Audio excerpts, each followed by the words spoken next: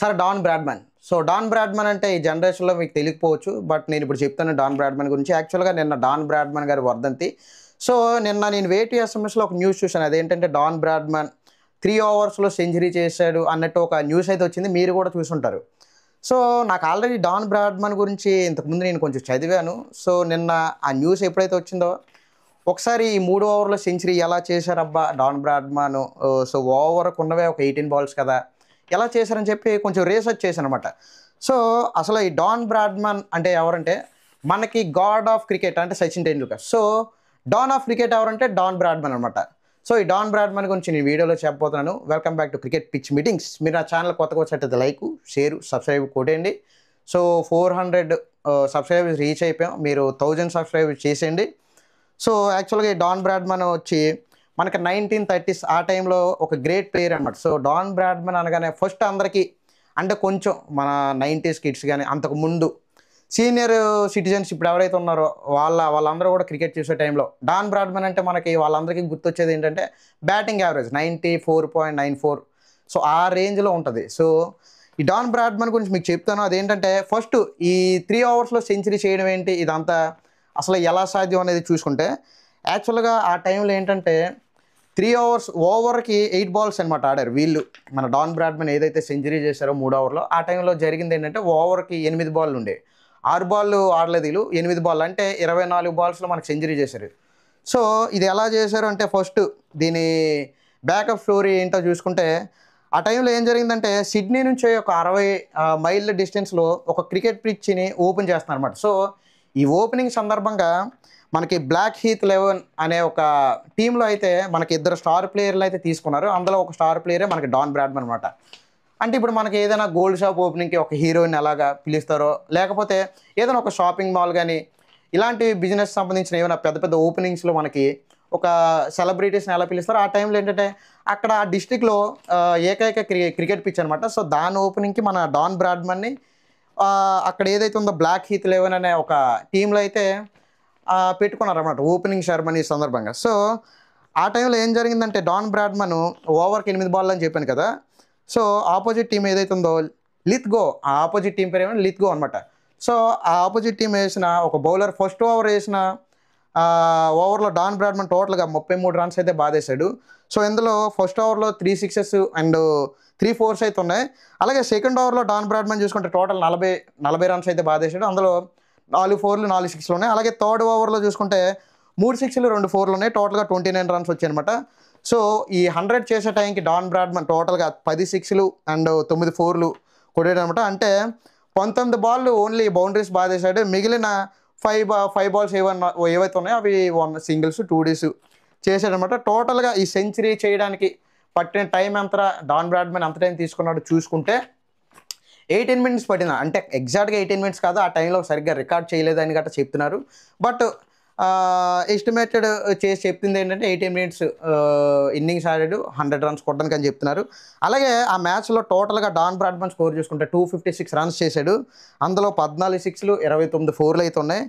But తర్వాత ఏంటంటే ఈ సెంచరీ ఈ 256 రన్స్ చేసిన బ్యాట్ ఏదైతే ఉందో అక్కడ ఆ సిటీ తాలూకు మేయర్కి అయితే అది డాన్ బ్రాడ్మన్ గిఫ్ట్ ఇచ్చాడనమాట. బట్ ఏంటంటే క్రికెట్లో ఫాస్టెస్ట్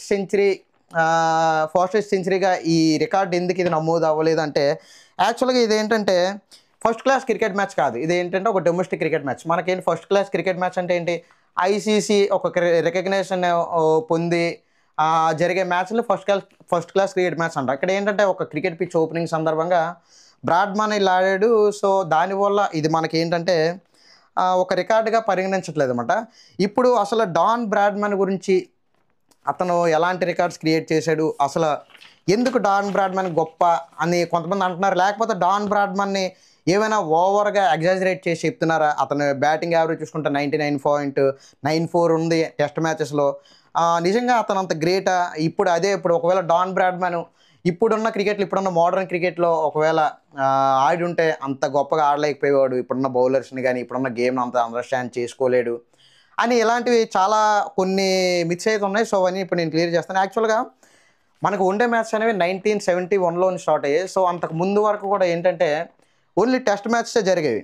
సో ఆ టైంలో ఏంటంటే ఓన్లీ టెస్ట్ మ్యాచ్లే జరగడం వల్ల ఒకే ఫార్మాట్కి అలవాటు పడి ఉండేవాళ్ళు. కాకపోతే ఇప్పుడు ఏంటంటే మనకి టెస్ట్ మ్యాచ్లతో పాటు వన్‌డే ఫార్మాట్స్ ఉన్నాయి. అలాగే 2020 ఫార్మాట్స్ కూడా ఉన్నాయి. సో ఏంటంటే ప్రతి ఫార్మాట్‌లో కూడా బ్యాటింగ్ స్టైల్ అనేది ఇప్పుడు ఉన్న జనరేషన్ ఏంటంటే డిఫరెంట్‌గా వాళ్ళ బ్యాటింగ్ స్టైల్ మార్చుకోవాల్సి వస్తుంది. ఓన్లీ బ్యాటింగ్ స్టైల్‌లోనే కాదు, ఓవరాల్ టెంపర్‌మెంట్‌లో కూడా చాలా చేంజెస్ అయితే వాళ్ళు షిఫ్ట్ అవ్వాల్సి ఉంటది. అంటే టెస్ట్‌లో ఒకలాగా ఉంటది ఆళ్ళ టెంపర్‌మెంట్. అలాగే వన్‌డేలకి ఒక రకమైన టెంపర్‌మెంట్‌తో ఆడాల్సి ఉంటది. అలాగే 2020 మ్యాచ్‌కైతే ఒక రకమైన టెంపర్‌మెంట్‌తో ఆడాల్సి ఉంటది. కానీ డాన్ బ్రాడ్‌మన్ ఆడే టైంలో ఏంటంటే ఓన్లీ టెస్ట్ మ్యాచ్‌లే కాబట్టి ఒకే టెంపర్‌మెంట్, ఒకే బ్యాటింగ్ స్టైలు ఉండడం వల్ల ఏంటంటే వాళ్ళకి కొంచెం ఈజీగా ఉండేది.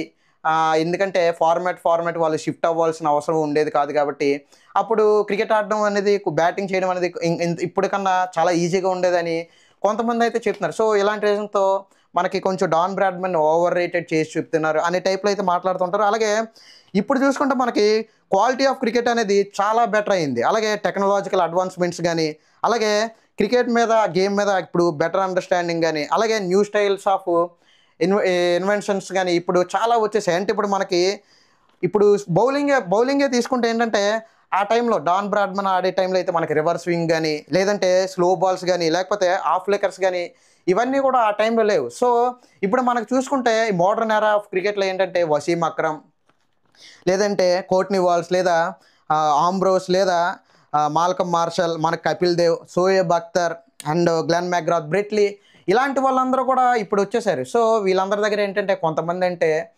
150కి పైగా ఫాస్ట్ వేసే బౌలర్స్ ఉంటే, కొంతమంది స్వింగ్ గాని, రివర్స్ స్వింగ్ గాని చేయగలిగే కెపాసిటీ ఉన్న బౌలర్స్ అయితే ఇప్పుడున్న ఎరాలో అయితే ఉన్నారు. సో వీళ్ళందరూ కూడా డాన్ బ్రాడ్‌మన్ ఆడే టైంలో లేరు. సో డాన్ బ్రాడ్‌మన్ ఆడే టైంలో వీళ్ళందరూ కూడా ఉండుంటే, డాన్ బ్రాడ్‌మన్‌కి ఇలాంటి బౌలర్స్, ఇలాంటి ఎఫిషియన్సీ ఉన్న బౌలర్స్ బౌల్ చేసుంటే సేమ్ ఇప్పుడున్న అదే సేమ్ స్టాట్స్ 99.94 బ్యాటింగ్ యావరేజ్ ఏదైతే ఉందో ఇలాంటి స్టాటిస్టిక్స్ అన్ని ఇతను ప్రొడ్యూస్ చేయగలిగేవాడా డాన్ బ్రాడ్‌మన్ అనేది కూడా ఒక పాయింట్ అయితే మాట్లాడుతున్నారు. అలాగే డాన్ బ్రాడ్‌మన్ ఆడినవన్నీ కూడా ఏంటంటే ఆస్ట్రేలియాతోనే ఎక్కువ మ్యాచ్, ఇంగ్లాండ్‌తోనే ఎక్కువ మ్యాచ్ ఆడి. సో ఆ టైంలో ఏంటంటే ఆస్ట్రేలియా వర్సెస్ ఇంగ్లాండ్ మ్యాచ్ ఎక్కువ జరుగుతుండేవి. సో డాన్ బ్రాడ్‌మన్ కూడా ఈ మ్యాచెస్ ఇంగ్లాండ్‌తోనే ఎక్కువ ఆడుతుండేవాడు. సో అది కూడా ఏంటంటే ఆస్ట్రేలియాలోనే ఇతను ఎక్కువ మ్యాచ్లు ఆడాడు. సో హోమ్ గ్రౌండ్‌లోనే అడ్వాంటేజ్ మనకు తెలుసు. ఆ పిచ్ కండిషన్స్ కానీ ఇవన్నీ కూడా వాళ్ళకి ఆ లోకల్ ప్లేయర్స్‌కి ఎక్కువ అవగాహన ఉంటది.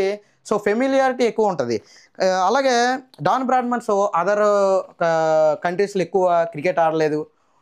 సో మనకేంటంటే ఇండియా గాని, సౌత్ ఆఫ్రికా గాని, వెస్ట్ ఇండీసు ఇలాంటి ఈ ఇలాంటి టీమ్స్‌తో కూడా ఎక్కువ సీరీస్ ఆడలేదు. అంటే ఒక్కొక్క సీరీస్ అయితే ఆడాడు ఇండియాతోని, వెస్ట్ ఇండీస్‌తోని, సౌత్ ఆఫ్రికాతోని. ఇలాంటి అదర్ కంట్రీస్‌తో ఎక్కువ మ్యాచెస్ ఆడలేదు. ఆడి ఉంటే మాత్రం ఇంత స్టాట్స్ అయితే ఉండేవి కాదు. ఓన్లీ ఇంగ్లాండ్‌తోని ఎక్కువ ఆడడం వల్ల ఇలాంటివి స్టాట్స్ అయితే ప్రొడ్యూస్ చేయగలిగాడు అని అయితే చెప్తుంటారు. అలాగే Don Bradman proper Indian spin బౌలర్స్‌తో గాని, లేదా other countries Pakistan, West Indies ఇలాంటి సౌత్ ఆఫ్రికా ఇలాంటి కంట్రీస్ తాలూకా స్పిన్ బౌలర్స్‌తో ప్రాపర్‌గా టెస్ట్ చేయలేదు. ఓన్లీ ఇంగ్లాండ్‌తోనే ఎక్కువ ఆడడం వల్ల. సో ఒకవేళ ఇలాంటి స్పిన్ బౌలర్‌తో టెస్ట్ చేసుంటే అప్పుడు డాన్ బ్రాడ్‌మన్ కెపాసిటీ తెలిసి ఉండేది అనేది కూడా ఒకటి చెప్తారు. అలాగే మన ఇండియా, పాకిస్తాన్, ఇంకా వెస్ట్ ఇండీస్ ఇలాంటి కంట్రీస్‌లో ఉన్న పిచెస్ చూసుకుంటే హార్ష్‌గా చాలా డిమాండింగ్ కండిషన్స్‌లో ఈ పిచెస్ అన్నీ ఉంటాయి. సో ఇలాంటి కండిషన్స్‌లో డాన్ బ్రాడ్‌మన్ ఆడలేదు. ఓన్లీ అతనికి ఫెమిలియర్‌గా ఉండే ఆస్ట్రేలియన్ పిచ్ కండిషన్స్‌లోనే ఆడాడు కాబట్టి అతనికి ఆ రోజుల్లో అలాంటి రికార్డ్స్ క్రియేట్ చేయడం ఈజీ అయిపోయింది అలాంటిది కూడా చెప్తుంటారు. సో నౌ డేస్‌లో విరాట్ కోహ్లీ గాని, స్టీవ్ స్మిత్ గాని, బాబర్ అజమ్ గాని వీళ్ళందరూ ఏంటంటే మన హోమ్ గ్రౌండ్స్‌లోని అలాగే సొంత కంట్రీస్‌లో పాటు అదర్ కంట్రీస్‌లో అంటే బయట కంట్రీస్‌లో కూడా మనకి స్కోర్ చేయడం, సెంచరీస్ చేయడం ఇవన్నీ చూస్తుంటారు. సో బ్రాడ్‌మన్ అలా చేయలేదని చెప్తారు. సో ఇదొకటుంటే 1930స్‌లో బ్రాడ్‌మన్ ఏంటంటే తన ఎక్స్‌ప్లోజివ్ బ్యాటింగ్‌తో బౌలర్స్‌ని అయితే చాలా డిస్ట్రాయ్ చేసేవాడు. బట్ ఏంటంటే టోటల్‌గా డాన్ బ్రాడ్‌మన్ కెరీర్ చూసుకుంటే ఒక 20 ఇయర్స్ అయితే కొనసాగింది. అందులో కూడా ఒక 6 ఇయర్స్ సెకండ్ వరల్డ్ వార్‌లోనే పోయింది. ఎందుకంటే మనకి 1939 నుంచి 1945 వరకు వరల్డ్ వార్ 2 ఏదైతే ఉందో ఆ టైంలో క్రికెట్ అనేది వీళ్ళు ఆడలేదు. సో టోటల్‌గా మనకి బ్రాడ్‌మన్ కెరీర్ చూసుకుంటే ఈ 20 ఇయర్స్‌లో 6 ఇయర్స్ తీసేస్తే మిగిలిందంతా ఒక 13-14 ఇయర్స్. సో టోటల్‌గా అసలు బ్రాడ్‌మన్ ఆడిందే 52 మ్యాచ్స్ అంటే పర్ ఇయర్ బ్రాడ్‌మన్ ఎన్ని మ్యాచ్స్ ఆడుంటాడు? 4-5 టెస్ట్ మ్యాచ్స్ ఆడుంటాడు. కానీ ఇప్పుడు మనకు చూసుకుంటే కోహ్లీ గాని, బాబర్ అజమ్ గాని, లేకపోతే స్టీవ్ స్మిత్ ఇలాంటి బ్యాట్స్‌మెన్ అందరూ కూడా ఒక ఇయర్‌లో చాలా మ్యాచ్స్ ఆడాల్సి వస్తుంది. టెస్ట్ మ్యాచ్‌లు గాని, వన్‌డేస్ గాని, 2020s గాని. సో ఇలా ఎక్కువ మ్యాచెస్ ఒక ఇయర్‌లో ఇప్పుడు ఆడుతున్న క్రికెటర్స్‌కి ఏంటంటే చాలా ప్రెజర్ ఉంటుంది. చాలా ఫెటిగ్‌గా ఫీల్ అవుతుంటారు. అంటే బాగా స్ట్రెయిన్ అయిన ఫీలింగు, ప్రెజరు, మెంటల్ టెన్షన్స్ ఇవన్నీ కూడా ఉంటాయి. ఆ టైంలో సో, ఓన్లీ ఇయర్‌కి 4 మ్యాచ్, 5 మ్యాచ్ అంటే అంత ప్రెజర్ గాని, అంత అలసట గాని ఇవేవి ఉండవంట. సో, దాంతో పాటు ఇంకోటేంటంటే మనకి క్రికెట్ అనేది ఇప్పుడు ఒక ఫుల్ టైమ్ ప్రొఫెషన్‌గా ఒక నేషనల్ టీమ్‌కి ఇప్పుడైతే ఆడుతున్నారు గానీ 1930స్ ఆ టైంలో ఏంటంటే క్రికెట్ అనేది ఒక ఫుల్ టైమ్ గేమ్‌గా ఆడేవారు కాదు. ఎందుకంటే వాళ్ళు క్రికెట్‌ని ఒక పార్ట్ టైమ్ గేమ్‌లాగా ఆడేవాళ్ళు. సో, వాళ్ళు వేరే వేరే జాబ్స్ అనేవి చేసుకునేవాళ్ళు క్రికెట్ కాకుండా.